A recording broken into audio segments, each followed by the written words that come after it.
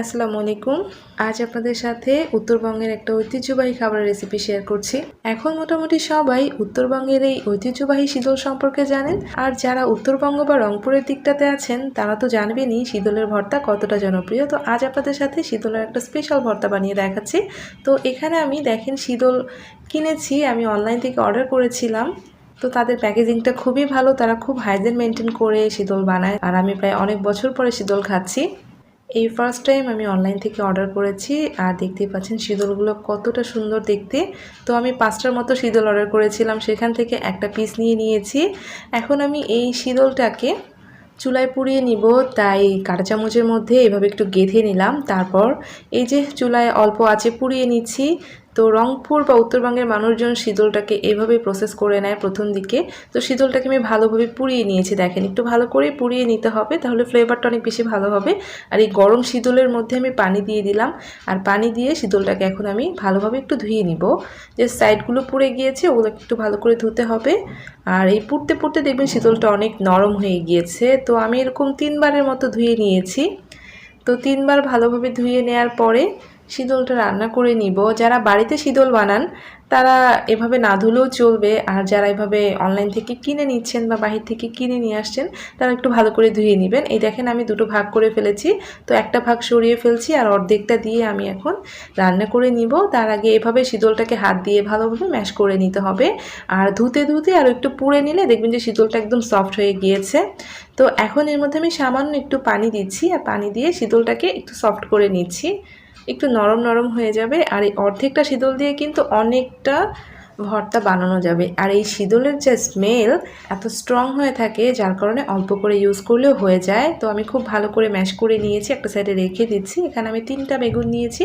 তো আমি আজকে 2টা বেগুন দিয়ে এই ভর্তাটা বানিয়ে ফেলবো। তো দুটো বেগুন আমি এখন খুব সুন্দরভাবে ছোট ছোট করে কেটে নিচ্ছি। যেহেতু আমি অর্ধেকটা শীতল নিয়েছি তাই দুটো বড় বেগুনই হয়ে যাবে, মানে এরকম লম্বা সাইজের বেগুনই হয়ে যাবে। তো বেগুনগুলোকে কেটে নিচ্ছি, আর ভিতরে কোনো পোকা টোকা আছে কিনা সেটাও চেক করে নিচ্ছি। আর বেগুনগুলোকে একদম ছোট ছোট পিস করে কেটে নেবেন, তাহলে ভর্তা করতে অনেক বেশি সুবিধা হবে। একটা বেগুন সরিয়ে ফেললাম কারণ বেগুনগুলো তো পোকা নেই। তো দুটো বেগুনে আমি এভাবে পিস পিস করে কেটে নিয়েছি। তো যারা শীতল ভর্তা বা শীতল কখনো দেখেননি, যারা উত্তরবঙ্গের না, তারা রেসিপিটা দেখতে পারেন। আর অনলাইনে এখন শীতল অনেক বিক্রি হয়, অনেক পেজে শীতল পাওয়া যায়। আপনারা চাইলে অনলাইন থেকে কিনে অর্ডার করে বানিয়ে খেতে পারেন। তো আমি দুটো বেগুন এভাবে কেটে একটা প্লেটের মধ্যে উঠিয়ে নিয়েছি। আর এই দুটো বেগুনই হয়ে যাবে, বেশ অনেকটা ভর্তাই কিন্তু হবে। তো আমি চুলায় প্যান বসিয়ে দিয়েছি, একটু বেশি পরিমাণে তেল দিয়েছি। এই ভর্তার জন্য তেলের পরিমাণটা একটু বেশি দিতে হবে। তারপর এখানে আমি রসুন একদম কুচি করে নিয়েছি, রসুনের পরিমাণও কিন্তু বেশি দিতে হবে। কারণ এই শীতলের মধ্যে সাধারণত বিভিন্ন ধরনের ছোট মাছের শুটকি আর কচু পাতা থাকে বা কচুর গাছ থাকে। তো স্পেশাল একটা কচু গাছ রয়েছে, সেটাই তারা দেয়। আর এখানে দেখেন আমি বেশ অনেকটা পরিমাণে কাঁচামরিচ দিয়েছি আর সামান্য একটু পেঁয়াজ কুচি দিলাম। আর এগুলোকে আমি ভেজে নিচ্ছি। রসুনটা যখন হালকা একটু বাদামি হবে সেই পর্যন্ত ভেজে নিব। আর এই ভর্তাটা সবসময় কাঁচামরিচ দিয়ে করতে হয়, তো ঝালের পরিমাণটা বাড়িয়ে দিবেন। আর কাঁচামরিচ ছাড়া কিন্তু এই ভর্তা খেতে ভালো লাগবে না, শুকনো মরিচ দিলে খুব একটা টেস্ট হয় না। যখন রসুনটা হালকা একটু ব্রাউন কালার হয়ে যাবে তখন আমি মেখে রাখা শীতলটা দিয়ে দিলাম। পেঁয়াজ কিন্তু সাথে সাথেই থাকবে। তো এখন আমি এই শীতলটা এই রসুন পেঁয়াজ আর কাঁচামরিচের মধ্যে তেলের মধ্যে কিছুক্ষণ কষিয়ে নিব। কারণ শীতলটাকে খুব ভালো করে রান্না করে নিতে হবে। যেহেতু এখানে শুটকি মাছ আর ওই যে বলেছি কচু পাতা বা কচুর ডাল রয়েছে, যেটার কারণে এটাকে ভালো করে রান্না করে নিতে হয়। লবণ আর হলুদ দিয়ে দিয়েছি। শীতল সাধারণত একটু কালচে রঙের হয়ে থাকে, যার কারণে হলুদের পরিমাণটা একটু বেশি দিয়েছি, এতে করে কালারটা ভালো লাগবে। তো এভাবে আমি এখন নেড়েচেড়ে কিছুক্ষণ কষিয়ে নিব।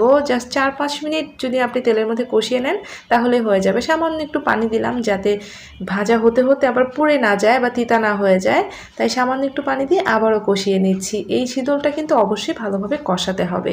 আর শীতল কষানোর উপরে শীতলের টেস্ট আর ফ্লেভারটা নির্ভর করছে।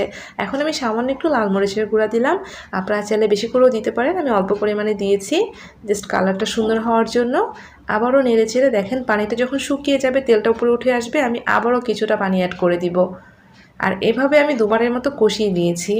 এখন আমি পানিটা অ্যাড করে দেওয়ার পরে একটু নেড়েচেড়ে নিচ্ছি। যখন তেলটা হালকা একটু উপরে উঠে আসবে সেই পর্যায়ে আমি কেটে রাখা বেগুনগুলো দিয়ে দিচ্ছি।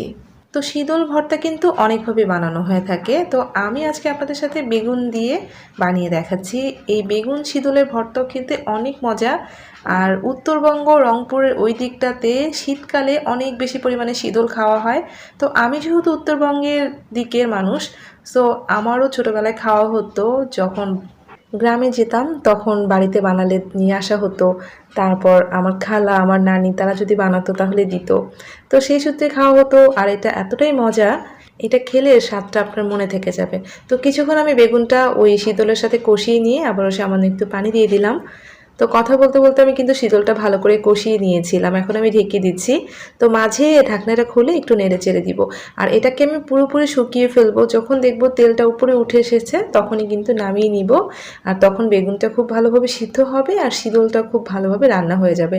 আর অবশ্যই লবণটা স্বাদ মতো আপনারা দিয়ে নেবেন। আমি এর মাঝে কিছুটা লবণ অ্যাড করে দিলাম। এখন নেড়ে চেড়ে আবারও ঢেকে দিচ্ছি যাতে পানিটা পুরোপুরি শুকিয়ে যায়। তো আমি আবারও ঢাকনা দিয়ে ঢেকে দিলাম। এখন আমি পুরোপুরি শুকিয়ে যাওয়ার জন্য ওয়েট করছি। তো কিছুক্ষণের মধ্যে দেখবেন যে পানিটা এরকম শুকিয়ে যেয়ে তেলটা উপরে উঠে এসেছে। তো এখন আমি অনবরত নেড়েচেড়ে এক্সট্রা পানিটা শুকিয়ে ফেলবো। এর মধ্যে কিন্তু কোনো প্রকার পানি রাখা যাবে না। তো পানিটাকে খুব ভালো করে শুকিয়ে নিতে হবে। আর এইভাবে নাড়তে নাড়তে দেখবেন যে বেগুনটা একদম গলে গিয়েছে। তো দেখেন বেগুনটা গলা গলা হয়ে গিয়েছে। আর আমি পানিটা এভাবে নেড়েচেড়ে শুকিয়ে নিচ্ছি আর তেলটা কিন্তু উপরে উঠে এসেছে। আর এই শীতল ভর্তায় বা শীতল বেগুন ভর্তায় আপনারা অবশ্যই তেলটা একটু বেশি করে দিবেন। আমি চুলাটা বন্ধ করে নামিয়ে নিয়েছি। তো এখন আমি এখানে বাটনা নিয়েছি। এই ঐতিহ্যবাহী বাটনার মধ্যে ভর্তাটা বানিয়ে নিচ্ছি। বাটনাটাও কিন্তু উত্তরবঙ্গের একটা ঐতিহ্যবাহী ভর্তা বানানোর মেশিন বলতে পারেন। আমরা যেমন শিল পাটায় ভর্তা করি ঠিক সেরকম। যাই হোক, এখন আমি বাটনার মধ্যে বেগুন আর মরিচ রসুন সব কিছুকে ভালোভাবে বেটে নিচ্ছি। একদম মিহি একটা ভর্তা হবে। তো আপনাদের যাদের কাছে বাটনা নেই তারা কিন্তু যে কোনো ম্যাশার দিয়েও ভর্তাটা ম্যাশ করে নিতে পারেন। তো আমি খুব ভালো করে ভর্তাটা বেটে নিচ্ছি। আর এই ভর্তাটা তো সফট হয়ে থাকে না, বাটনায় যে লাগবে এমন না। আপনারা যে কোনো ম্যাশার দিয়ে একটু ম্যাশ করে নেবেন, দেখবেন যে খুব স্মুথ একটা ভর্তা হয়ে যাচ্ছে। তো আমার ভর্তা বানানো হয়ে গিয়েছে। আমি এখন ভর্তাটা বাটনা থেকে তুলে নিচ্ছি। যারা কখনোই শীতল খাননি একবার হলো কিনে এভাবে বাসায় বানিয়ে খেয়ে দেখবেন। বিশ্বাস করুন এই শীতলের কথা আপনি কখনো ভুলতে পারবেন না। আর এটার ফ্লেভার এতটাই সুন্দর, এতটা মজা খেতে যে এরকম ভর্তা বা শীতলের অন্য কোনো রেসিপি হলে ভাতের সাথে কিছুর প্রয়োজন হয় না। আমি আজ আপনাদের সাথে ভর্তা রেসিপি শেয়ার করেছি বেগুন দিয়ে। আপনারা যারা উত্তরবঙ্গের আছেন তারা কখনো এভাবে খেয়েছেন কিনা অবশ্যই জানাবেন। আর যারা খাননি তারা একবার হলো বানিয়ে খেয়ে দেখবেন। হোপস আপনাদের অনেক অনেক ভালো লাগবে। এর স্বাদ আপনাদের মুখেই লেগে থাকবে। তো আজকের রেসিপি যদি ভালো লাগে প্লিজ একটা লাইক দিয়ে যাবেন। আর আমার সাথে থাকার জন্য প্লিজ চ্যানেলটা সাবস্ক্রাইব করে দিবেন। সবাই অনেক ভালো থাকবেন। আল্লাহ হাফেজ।